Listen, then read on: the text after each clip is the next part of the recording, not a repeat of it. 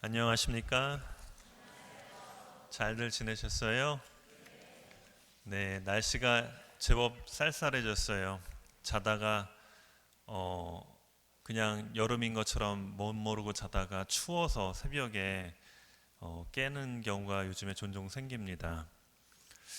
어제는 저녁에 함께 지내는 기숙사에서 함께 지내는 그 큐바 출신 친구랑 이렇게 이야기를 하다가 그 친구가 어떤 이야기를 했어요.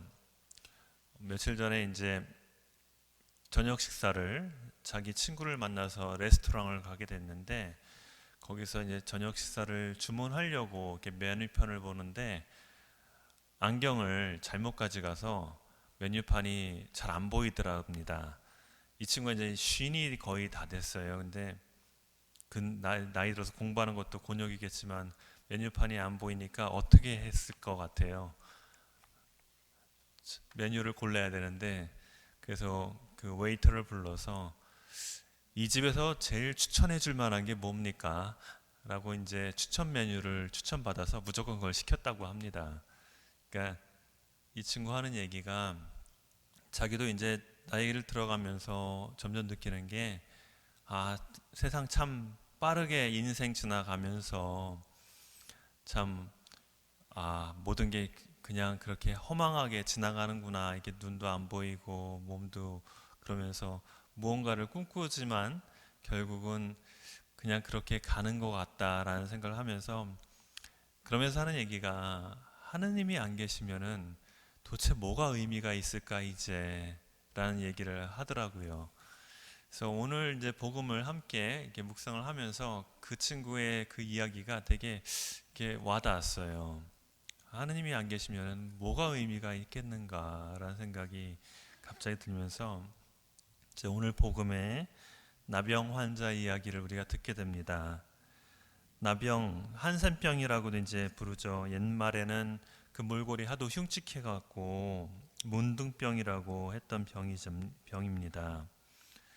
그 나병 환자 입장에서 개인적으로 또 사회적으로 겪었을 고통을 좀 헤아려 보면은 우선 사람들이 그 나병 환자를 대하는데 두려움을 가졌을 것 같아요. 간염이 되지는 않을까 하는 두려움 때문에 나병 환자를 옛부터 이제 대대로 이렇게 격리시켰잖아요. 마을에서 쫓아내서 따로 단절된 생활을 하게 됐던 걸로 알고 있습니다. 또 여성의 경우는 그렇게 해서 남편으로부터 버림받아서 이혼을 당하는 일이 빈번했다고 합니다.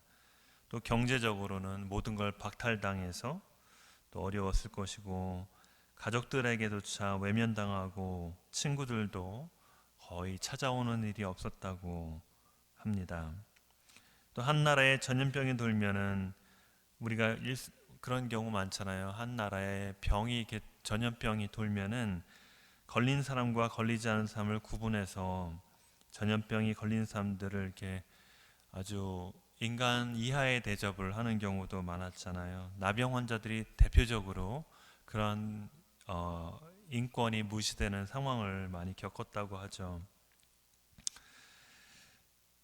그러니 그런 병에 걸린 사람의 마음이 어떻을 것 같아요. 심리적으로, 사회적으로 고립되고 박탈당한 느낌이 이루 말할 수가 없을 것 같은데, 그래서 그들이 이제 내 인생이 이렇게 끝나는가, 잘못되어 가는 것은 아닐까, 더 끔찍한 일이 벌어지는 것은 아닐까, 살점이 뭉그러지고 손발이 녹아 들어가는 몸뚱이는 이대로 나를 끔찍한 죽음을 맞이하게 하진 않을까, 과연 예전의 정상적인 생활을 다시는 할 수 있을까 등등 온갖 걱정과 두려움 그리고 절망 속에서 그렇게 살아갈 수밖에 없지 않았을까 가늠해 볼 수 있습니다.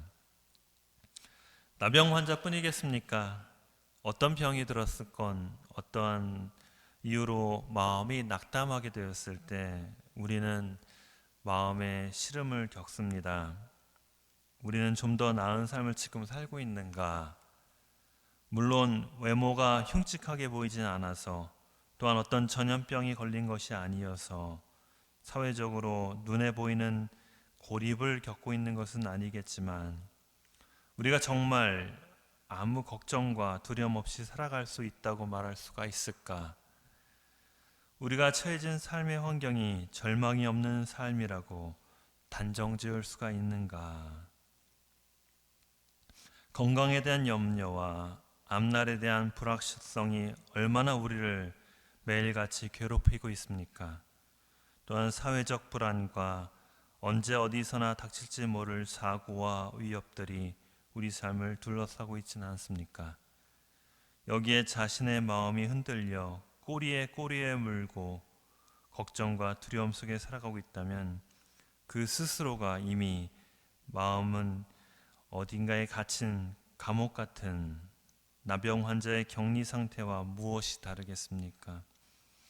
그 원인이 다를 뿐 우리의 삶은 어쩌면 이 공포와 두려움이라는 감옥 안에서 자유를 잃고 살아가는 것은 너나 할 것 없이 똑같은 것은 아닐까 생각해 봅니다. 결국은 언젠가 다가올 죽음에 이르기까지 말입니다. 그런데 이 감옥으로부터 해방이 될 수 있다는 기쁜 소식, 여러분은 그 소식을 들었습니까? 어떠한 두려움과 공포, 내 마음을 올가매는 그 마음의 감옥으로부터 해방될 수 있다는 기쁜 소식을 여러분은 들었습니까? 오늘 제2독서에서 바오로 사도는 말합니다. 사랑하는 그대여, 예수 그리스도를 기억하십시오. 그분께서는 다윗의 후손으로 죽은 이들 가운데서 되살아나셨습니다. 이것이 나의 복음입니다. 이 복음을 위하여 나는 죄인처럼 감옥에 갇히는 고통까지 겪고 있습니다. 그러나 하느님의 말씀은 감옥에 갇혀 있지 않습니다. 그래요. 사도 바오로는 말합니다. 예수 그리스도를 기억하십시오. 그분께서는 다윗의 후손으로 죽은 이들 가운데서 되살아나셨습니다.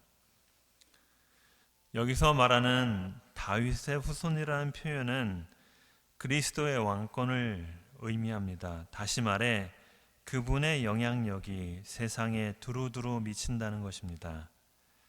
그분의 손길이 구석구석까지 뻗치고 있다는 것입니다.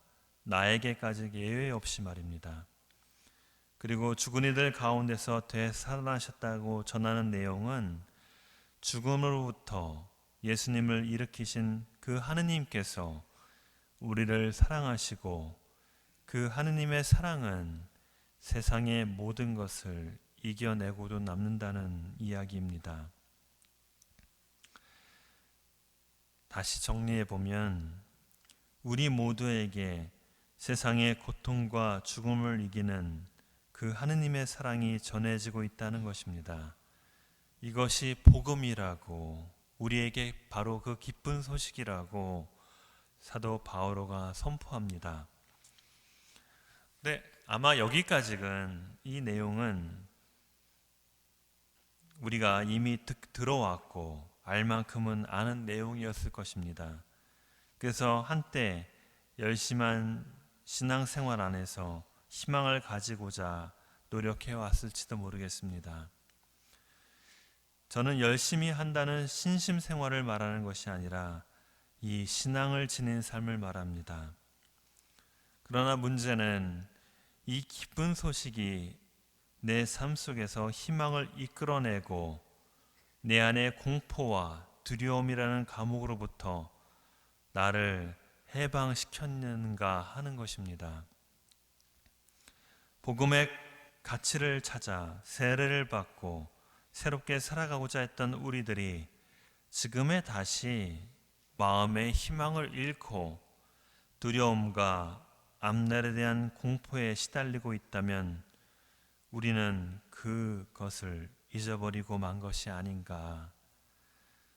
세상이 지랄 같아서 세계 여기저기에서 벌어지는 일들과 정치인들, 야망가들이 보여주는 더 이상 기대할 것도 없을 만큼의 인간성의 바닥을 주위의 이기적인 사람들의 모습 속에 낙담하게 되고 세상은 더 나아지기보다 더 처참하게 망가지는 것 같은 생각에 우리는 걱정과 두려움 속에 세상을 바라보고 있는지는 모르겠습니다.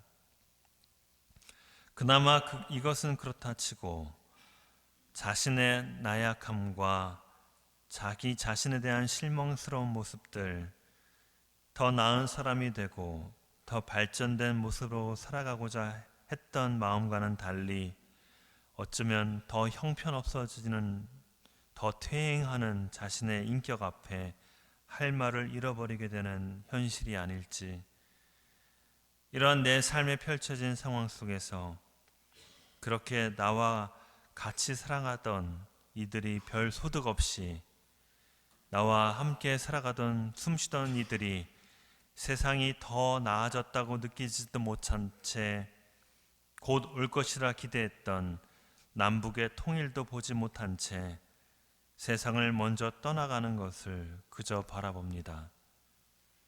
근심과 두려움의 방향을 잃고 그렇게 삶의 의미가 퇴색되어 가지는 않는지 돌아봅니다.